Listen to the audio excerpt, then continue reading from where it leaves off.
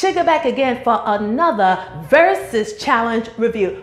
Okay, so Memorial Day brought us yet another battle. This one was between 112 and Jagged Edge, so it was an R&B battle. So, yo, I went into this battle not with high expectations, but I knew I had to watch it because I have to come and tell y'all what happened. So let me let you know how it all goes down. So things start right on time at 8 o'clock. We have 143,000 viewers in the room. So I said to myself, this is gonna be a slow climb to the top, but it does not matter. It is a holiday. I am in the house. I'm going to watch it so I can let everybody know how it goes down. A few guests that were in attendance of the night. We had Neo, Megan Good, Gabrielle Union popped in to support. Snoop was there. He's always there in support. Missy, Ludacris, P. Diddy was also in the room. Ciroc also was the sponsor again for tonight,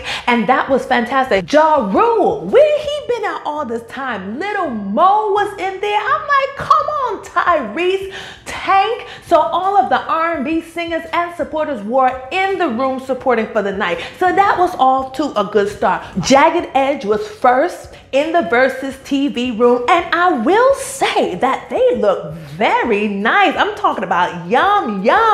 Whatever meal plan that they have been on all these years, it is truly keeping up their bodies, but that alone couldn't save them in this Verzuz battle. Let me tell you how it went down. So the battle starts, and a little bit of the curse of Teddy Riley starts to show up, so their sound is not quite balanced, but you know they're trying to get it together. Jermaine Dupri was there on the Jagged Edge side, DJing for them, so I felt like, okay, we're not gonna have the curse of Teddy Riley today, maybe something will work out. So about 8:30, everything is coming together. We have about 255,000 viewers in the room, and then the curse of Teddy Riley showed up. Even Ludacris said, I rebuke the curse of Teddy Riley. But then you know what?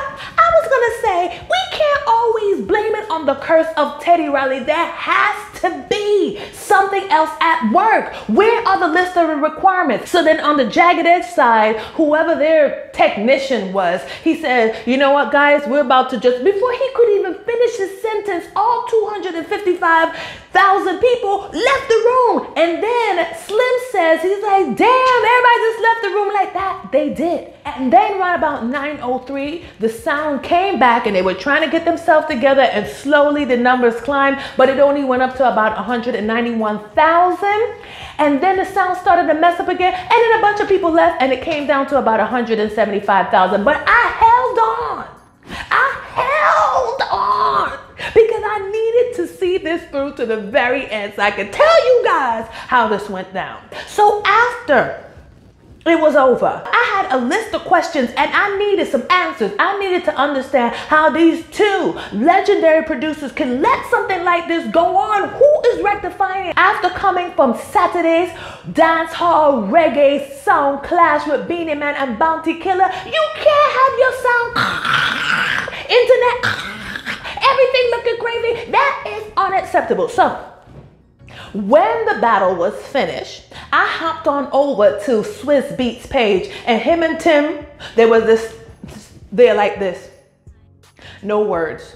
And then Swizz Beatz, because as a matter of fact, he started his live before Jagged Edge and 112 finished their live battle, maybe about 9:50, I saw Swizz Beatz started his live. And then he said, y'all, it's not us. It is not us. We send out a package for everyone to use. We have designed a specific sound package for everyone to use that were specifically for Instagram. Everybody is not a sound technician, so we send that out to every artist. Ludacris used it during Nelly. You heard the difference. 112 was using it tonight. You could hear the difference. And I said, thank you. And then he went on to say, we also advise them to do a sound check prior to going live. And I'm like, well, thank you, because I needed to know. Our sister had some questions. Now that I have received those answers, I can breathe again, Tony Braxton. And I will say, Going into this battle, you knew it was going to be 112 that was going to kill it. And not only did I say that, but Swizz Beatz and Timbaland also said that in their talk back, because Jagged Edge, they're cool, but to me, a lot of their music sound exactly the same. I mean, 112 got that music that makes you hold me, or I can tell by the way that you're feeling me. I mean, they have those things to make you move your body. Both of these artists have new music coming out. Jagged Edge's new music will be dropping on June 15th, and 112, I don't know if I can even call them 112 because it was half the group, and they played us a track. Well, they played us the track that's coming out June 5th, and that right there is a headbang. I'm like, yeah, it's gonna be a headbanger, so look out for that. Overall, I'm not an R&B girl. I truly held on to this, watching it so I could give this review. But I will say the 2+ was looking at Jagged Edge, because they did look very yum yum, and it was wonderful taking a trip back down memory lane to those early 2000 music.